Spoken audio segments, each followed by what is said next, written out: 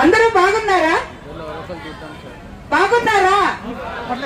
బాగున్నారా?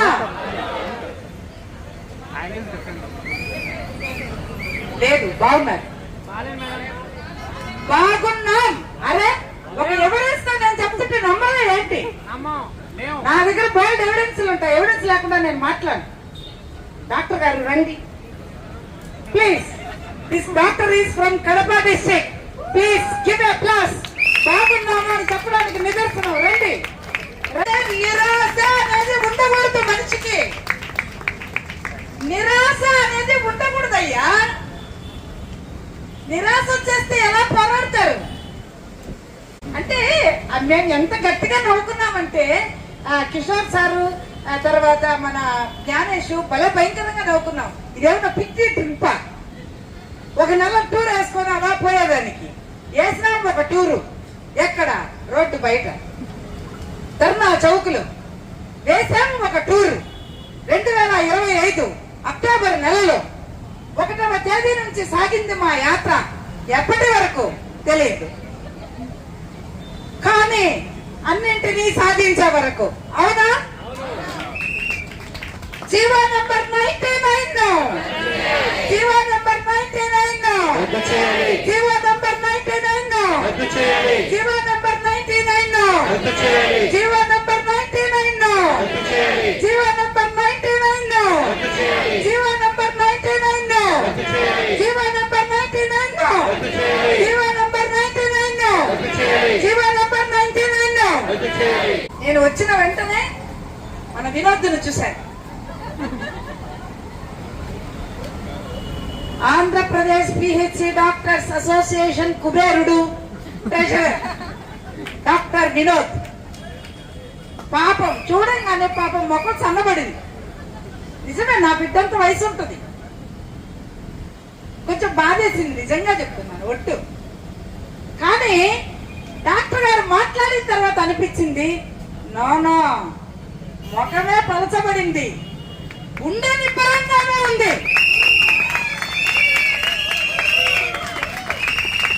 మాట స్ఫూర్తితోనే ఉంది, అందరి కోసం ఉన్నాడు, ఏమాత్రం నిరసించలేదు అని వినోద్ మాట్లాడిన తర్వాత నాకు అర్థమైంది. వెంటనే డియా గురించి మాట్లాడాడు. నేను వెంటనే అడిగాను, అసలు డియా అంటే ఎక్స్పాన్షన్ ఏంటి? ఏంటి డియా అంటే ఎక్స్పాన్షన్? డియా అంటే ఎక్స్పాన్షన్ ఏంటి? కానీ మన కిషోర్ సార్ చెప్పారు, దోబి అలవెన్స్. కిషోర్ సార్ చెప్పాడు దోబి అలవెన్స్. నేను ఇంతవరకు తీసుకోవడం లేదు అసలు దోబి అలవెన్స్. డోబీ అలవెన్స్ ఇదెక్కడిది? అంటే ఒక్కొక్కటి మన విధానం చెప్పే కొద్దీ మన వాళ్ళకి ఎక్స్పెన్షన్స్ ఏంటో తెలుసుకుంటున్నారు ఇప్పుడే ఇక్కడ. అవునా? సో అసలు అలవెన్స్ ఉంటే కదండి అది ఏంటి అని తెలుసుకునే దానికి. మనకి అసలు అలవెన్స్ లేవు మనకి.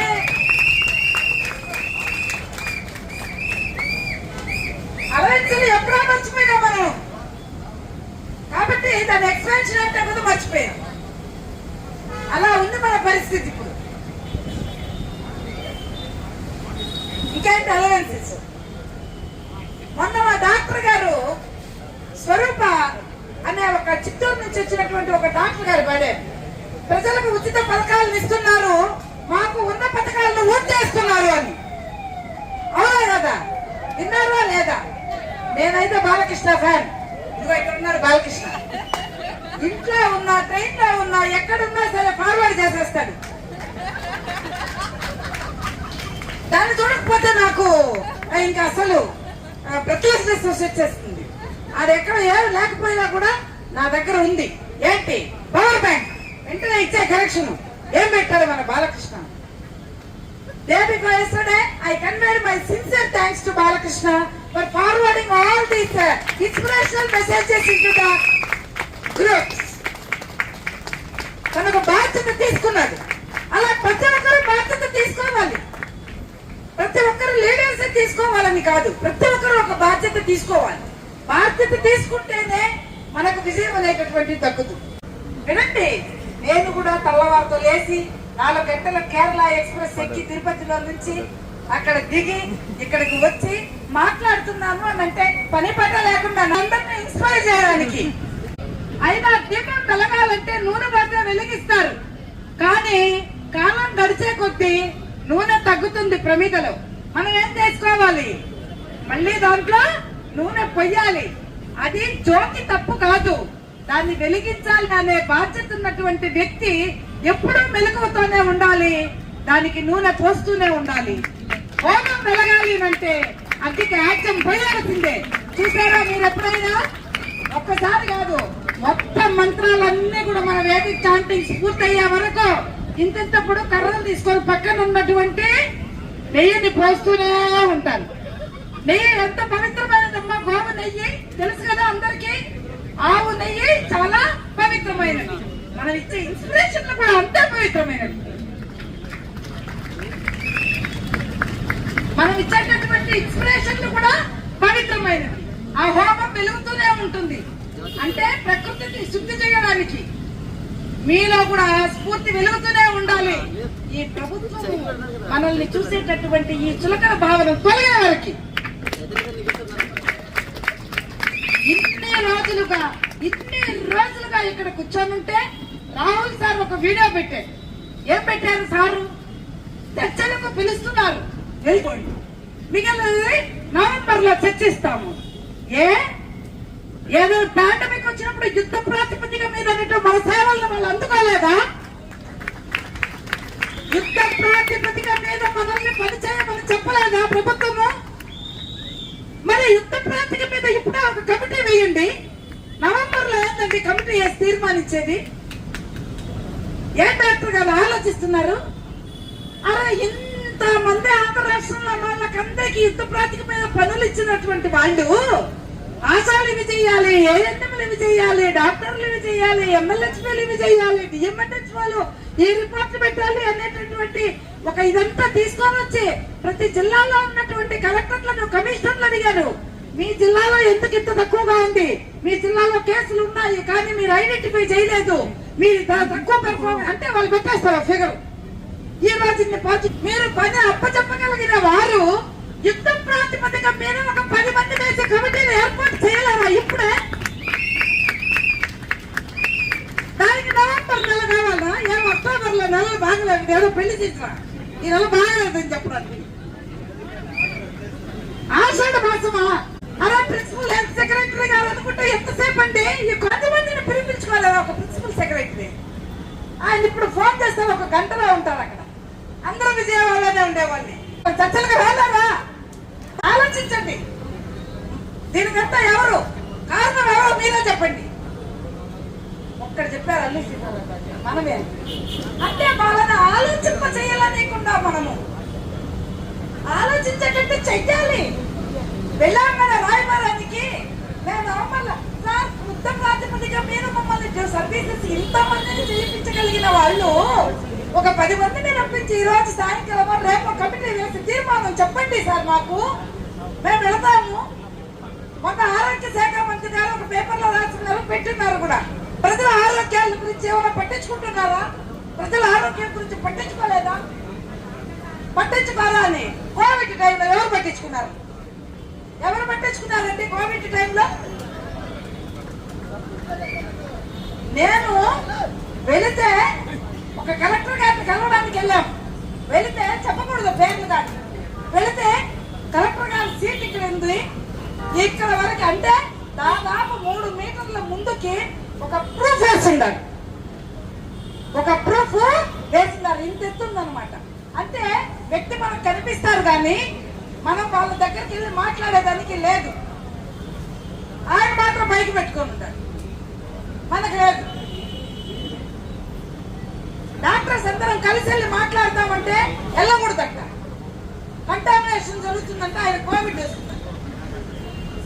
ఇప్పుడు ప్రజల్లో కోవిడ్ అని తెలిసినా కూడా మన వాళ్ళ దగ్గరికి వెళ్ళలేదా? మళ్ళా ఏంటి రివ్యూలో శాచురేషన్ ఎంత ఉంది అండి. ఆ శాచురేషన్ అనేది పల్స్ ఆక్సిమీటర్ పెట్టుకొని వేలకు పెడితేనే కదా వస్తుంది. ఆ కేసులు అంటే మీరు పాజిటివ్ అని చెప్పారు కదా, అప్పుడు అడిగే వాళ్ళు ఎంతమంది డిశ్చార్జ్ అయ్యారు? ఎంతమంది హోమ్ ఐసోలేషన్ లో ఉన్నారు? ఆ హోమ్ ఐసోలేషన్ లో ఉన్న వాళ్ళకంత సాచురేషన్ బాగుందా అని. అంటే నువ్వు మాత్రం ఇంత దూరంలో కూర్చోవాలా, మేము మాత్రం కోవిడ్ పేషెంట్ దగ్గరికి వెళ్ళి ఎలా పెట్టాలి? ఇలా పెట్టినందుకే కదా ఈ రోజు ఆంధ్రప్రదేశ్ లో ఇంతమంది ఉన్నారు. ప్రజలు అంటారు ఏంటండి, మనం ప్రజలం కావా? మనమందరం చెక్కాంటే మనమంతా ఈటే కూర్చొని ఉంటే వీళ్ళందరికీ వచ్చేస్తే ప్రజలకు మనమున్నాము. మనకు ఎవరున్నారంటే మనమే. చెక్ డ్యామ్స్ ఎవరున్నారు? చెక్ డ్యామ్ అనుకుంటున్నా నాకు మెయిన్ డ్యామ్ ఉందని. లేదు, ముందు చేసేది ఇదే. ఆ ప్రవాహాన్ని వదిలేసి ఈ ప్రవాహాన్ని చేరుస్తారు ఇంజనీర్లు. మరి ఆ ఇంజనీర్లకు హార్ట్ అటాక్ వస్తే చూసేది ఎవరు? ఆ ఇంజనీర్కి జాండీస్ వస్తే చూసేది ఎవరు? వైద్యులు. ఫస్ట్ తీసుకొచ్చి హాస్పిటల్ అడ్మిట్ చేస్తారు, ఆ తర్వాత దేవాలయానికి వెళ్ళి మొక్కుతారు. అవునా కదా? అవునా కదా? అంటే రెండు చేతులు అన్నమాట. ఒక మనిషిని కాపాడాలి అని అంటే రెండు చేతులు ఉండాలి. ఒక వైద్యుడు ఉండాలి, నారాయణుడు ఉండాలి. వైద్యుడు ఉండాలి, నారాయణుడు ఉండాలి. మేము ఏ నుంచి వాళ్ళని తెచ్చుకుంటాము, మేము వాళ్ళ నుంచి తెచ్చుకుంటామంటే ఎన్ని రోజులు తెచ్చుకుంటారు? ఎన్ని రోజులు తెచ్చి పెట్టుకుంటారు? మాకున్నంత నాలెడ్జ్ వాళ్ళకుందా రిపోర్ట్స్ పెట్టడంలో? మేము అడిగినంత కఠినంగా ఆశాన్ని అడగగలరా వాళ్ళు? మేము చేపించగలిగినంత నాలెడ్జ్ ఉందా? యాప్స్ అన్ని ఎలాగా దాన్ని చేయాలో, సబ్మిట్ చేయాలో చేయించగలరా? చేయించగలరా అమ్మా? ఏదా డాక్టర్ని పిలవండి. అసలు అక్కడ కూర్చున్న డాక్టర్ని అసలు ఎన్ని యాప్లు ఉంటాయి అడగమనండి, ఎన్ని ప్రోగ్రామ్స్ ఉంటాయి అడగమనండి. ఒకవేళ పర్ఫార్మెన్స్ తక్కువ ఉంటే ఆశ యాప్ తీసుకొని దాన్ని ఎలా ఓపెన్ చేసి ఎలా సరి చేయాలో అడగమనండి, చెప్తారు. చూద్దాం. అంటే మీరు సేవలు అంటే ఇది ఇచ్చేస్తే సరిపోతుందా? వాళ్ళ ఎస్పీఎం చదవలేదమ్మా, సోషల్ ప్రివెంటివ్ మెడిసిన్ చదవలేదు. Prevention is better than cure. Area హాస్పిటల్లో టీచింగ్ ఇన్స్టిట్యూట్స్ అన్ని కూడా డిసీజ్ వచ్చిన తర్వాత ట్రీట్మెంట్ ఇచ్చేదానికి ఉండేది. అది డిసీజ్ వచ్చిన తర్వాత ట్రీట్మెంట్ కి ఇచ్చేదానికి ఉండేవి area hospitals and district hospitals or educational institutes. అసలు జబ్బే రాకుండా చేసేది ఎవరు? జబ్బే రాకుండా చేసేది ఎవరు? అదే ఎస్పీఎం, సోషల్ ప్రివెంటివ్ మెడిసిన్. మీరు తీసుకొచ్చి కూర్చోబెట్టారే, వాళ్ళందరూ రోగం వస్తే ట్రీట్మెంట్ ఇచ్చేదానికి చదివిన వాళ్ళు సార్. వాళ్ళు మేము రోగాలే రాకుండా ఏ విధంగా ప్రివెంట్ చేయాలి అనేటటువంటి చదువులు చదివిన వాళ్ళం సార్. మేము ఈ ఎస్పీఎం బుక్ లో ఏం చదివినానో నేను అది చేస్తున్నాను సార్. నేను చేస్తున్నాను సార్, అంత సిన్సియర్ గా చేస్తున్నాను సార్. నేను వెళ్తున్నాను, విలేజ్కి వెళ్ళినప్పుడు ట్యాంక్ చూస్తున్నాను. ఆ ట్యాంక్ కింద ఉన్న పిల్లల మీద నల్ల పెయింట్ కొట్టినారా లేదా చూస్తున్నాను. దాన్ని ఎప్పుడు క్లీన్ చేస్తున్నారో చూస్తున్నాను. డేటు తర్వాత ఎప్పుడు క్లీన్ చేయాలో ఆ డేట్ కూడా చూస్తున్నాను. చేయకపోతే వాళ్ళని తిప్పుతున్నాను. ఏది ఇప్పుడు కూర్చున్న డాక్టర్ పోతా ఉన్నారా సార్? చూస్తున్నారా సార్? అంగన్వాడికి పోతా ఉన్నారా సార్? ఆర్పిఎస్ కి చూస్తున్నారా సార్? మరి రూరల్ సర్వీసెస్ లో ఇటువంటి డాక్టర్లను కూర్చోబెడితే ప్రివెన్షన్ అనేది ఎలా జరుగుతుంది సార్? ఒక వ్యాక్సిన్ ప్రజల్లోకి వెళ్ళాలి అంటే రూరల్ డాక్టరే చేయాలి. డాక్టర్ గారు నేను చెప్తున్నాను, నిజం చెప్తున్నాను. జేఈ వ్యాక్సిన్ అప్పుడే వచ్చింది. వచ్చిన తర్వాత ఆ టైంలో నేను ఐరాల్లో పనిచేస్తున్నాను. ఐరాల, చిత్తూరు, కాణిపాకం కూడా అక్కడే ఉంటుంది. ఐరాల మండలం అందరూ వేస్తున్నారు. అదే స్టార్టింగ్. ఇదిగో ఇప్పుడు లాంచ్ చేస్తారు, ఆ తర్వాత మీరు వ్యాక్సిన్ వేయండి అని చెప్పారు. వేసిన తర్వాత ఏమన్నా కానీ దీనికి ఇది వస్తే మీరు చూసుకోండి అని చెప్పి ఏఎఫ్ఐ కిట్ ఉంది కదండి మనకి. ఏంటి ఏఎఫ్ఐ కిట్ అంటే? Adverse events followed by immunization. అవునా? అందరూ వెళ్ళారు. నా సెకండ్ మెడికల్ ఆఫీసర్ వెళ్ళిపోయారు. మేడం మీరు ఉండండి మేడం అని. కానీ అలా ఉండడం ఎందుకో నాకు ఇష్టం ఉండదు. నేను వెంటనే అన్ని తీసుకొని వెళ్ళాను.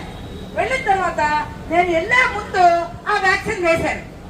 వేసిన తర్వాత 4 పిల్లలకి వేశారు. 4 వెళ్ళారు. 2 నిమిషాల తర్వాత ఒక అబ్బాయి వచ్చాడు. ఈ చెవి గీరుకుంటూ వచ్చాడు నాకు. వచ్చిన తర్వాత ఏం బాబు అంటే ఏదో మేడం అక్కడ పోయాను పాస్ పోసుకోవడానికి, ఇక్కడ ఏదో కొరికింది మేడం. చూస్తూ ఉండగానే లోవర్ లిప్ ఇంతలా అయిపోయింది. చూస్తూ ఉండగానే లోవర్ లిప్ ఇంతలా అయిపోయింది. ఎందుకు అంటే అటెండర్ డాక్టర్ గారు చెప్పారు, మేడం ఇందాకే వచ్చాడు మేడం నా దగ్గర, చెవి దగ్గర రెడ్డిగా ఉందని చెప్పి నేను ఇచ్చాను మేడం డెకట్రాన్. అమ్మ డెకట్రాన్ కాదమ్మా ఇచ్చేది, ఇది అనఫిలాక్టిక్ రియాక్షన్. ఇక్కడ వచ్చినప్పుడు చెవే వచ్చింది, ఇక్కడ వచ్చినప్పుడు ఇప్పుడు లిప్స్ కూడా ఉంది, ఇచ్చేయండి. అడ్రినల్ ఇచ్చాను, వెరిఫిలిన్, డెకట్రాన్ అన్ని ఇచ్చాము. వాడు కింద గీక్కుంటున్నాడు, ఏమైనా అని రూమ్కి వెళ్ళి తీసుకొస్తే జెనిటాలియా కూడా ఇంత వాపు వచ్చేసి షర్ట్ చేసి చూస్తే నిజమండి పిడకలు అంత ఉన్నాయి ఒక్కొక్కటి అంతికేరియా. వెంటనే 108 కాల్ చేసి డిఎంహెచ్ఓ ఆఫీస్కి ఇన్ఫార్మ్ చేశాను, సార్ వ్యాక్సిన్ వేసాము కానీ ఇదిగో ఇలా జరుగుతా ఉంది. వెంటనే వాళ్ళు ఇచ్చిన ఇన్స్ట్రక్షన్స్, మేడం ఫస్ట్ యూనిఫామ్ తీసేసేయండి మీరు, ఎందుకంటే యూనిఫామ్ ఉన్నారంటే ఇప్పుడు ఈ ప్రోగ్రామ్ మిగిలిన స్కూల్స్ లో అంతా ఆగిపోతుంది, కాబట్టి యూనిఫామ్ తీసేయండి. యూనిఫామ్ వాళ్ళ అమ్మని చెప్పి ఏం మాట్లాడలేకుండా 108 పిలుచుకొని ఆ బిడ్డను ఎక్కించుకొని వాళ్ళకి ఆ బట్టలన్నీ తీసేసి ఇదేసుకొని వాడి పక్కన నేను కూర్చొని నేరుగా తీసుకెళ్లి డిస్ట్రిక్ట్ హెడ్ క్వార్టర్స్ చిత్తూరులో అడ్మిట్ చేశాను. డాక్టర్ గారు పీడియాట్రిషియన్, డాక్టర్ గారు చాలా అప్రిషియేట్ చేశారు. అటెండెన్స్ ఇచ్చేసారా మేడం, ఇచ్చేసారు సార్, అన్ని ఇచ్చారు సార్.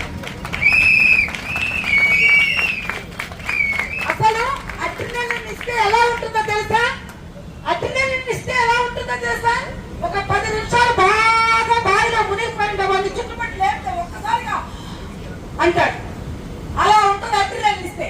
అందుకే ఎప్పుడు కూడా అడ్రినల్ ఇస్తే అయ్యప్పమంటారు. కానీ ఎప్పుడైనా లైఫ్ థ్రెటనింగ్ మీరు పోతాడు అనుకున్నప్పుడు మాత్రం అడ్రినల్ డైల్యూట్ చేసుకుని అయినా ఇవ్వాలి.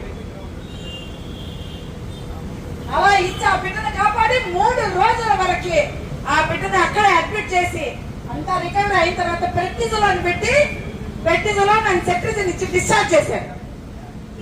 ఆ రోజు మనం బొమ్మనే వదిలేస్తుంటే ఆ బిడ్డకి ఏమన్నా జరిగి ఉంటే మిగిలిన వాళ్ళ వ్యాక్సిన్ వేసుకొని ఉండేవాళ్ళ, అసలు కొట్టరా వాళ్ళ అమ్మ వాళ్ళ నాన్న నన్ను ఎందుకేసారి వ్యాక్సిన్ మీద ఏమీ కాకపోతే ఏమీ కాదు, ఏమన్నా జరిగితే మాత్రము వాంచలే అప్పుడు మనల్ని అందరినీ క్వశ్చన్ చేస్తారు ఎందుకేసారి మీరు. మరి ఇంతగా మనము హెల్త్ సర్వీసెస్ లో ముందుండి వాళ్ళు ఏది లాంచ్ చేసినా కూడా మనం ముందుండి ధైర్యంగా చేస్తున్నాం కదా. మరి వెనకొచ్చిన మీరేదో సామెతల్ని చూసారా, ముందొచ్చిన చెవుల కంటే వెనకొచ్చిన కొమ్ములు వాడి అనేసి ఇలా ఉంది మన పరిస్థితి. ఇంతకాలం రూరల్ సర్వీస్ లో పనిచేస్తున్న వాళ్ళ కాదా అండి, పల్సుపాలు వేసిన వాళ్ళు కాదా, అన్ని వ్యాక్సిన్స్ వేసేది కూడా మన వాళ్ళు కాదా చెప్పండి. మనమే ఏది వాళ్ళని కూర్చొని చేయమని చెప్పండి. వ్యాక్సినేషన్ మనం వెళ్తున్నాం కదా, వ్యాక్సినేషన్ సెంటర్కి వెళ్తున్నాం కదా విజిట్ చేయడానికి, వాళ్ళని విజిట్ చేయమని చెప్పండి. ధైర్యంగా కూర్చోమని ఒక వ్యాక్సినేషన్ కూర్చుంటారేమో చూద్దాం. ఏ గవర్నమెంట్ ఉద్యోగం అయినా నా ఇష్టంగా నేను డ్యూటీకి వెళ్తానంటే ఆపే హక్కు మనకు లేదు అని మీరు తెలుసుకోవాలి. రూల్స్ అండ్ రెగ్యులేషన్స్ అనేది తెలుసుకోవాలి. ఇప్పుడు నాతో ఇంకో డాక్టర్ ఉంటారు, నేను పోతాను మేడం వెళ్ళు, అది నీ ఇష్టం, అంతేకాని మనం ఆపకూడదు, ఆపే హక్కు మనకు లేదు. అసలు మన రైట్స్ కూడా మనం గుర్తించుకోవాలి. వాళ్ళపై ఆపడం ఏంటి, వాళ్ళకుంటారు మనస్సాక్షి. ఎవరు మనతో పనిచేసే వాళ్ళంతా అక్కడ పోతున్నారే, మనం అక్కడికి పోకపోయినా కనీసం ఈడుండి ఒక 1000 రూపాయలు వాళ్ళకి పంపిస్తాము, వాళ్ళకి సపోర్ట్ చేస్తామని వాళ్ళకు ఉండాలంటే కేవలం వాళ్ళండి మనం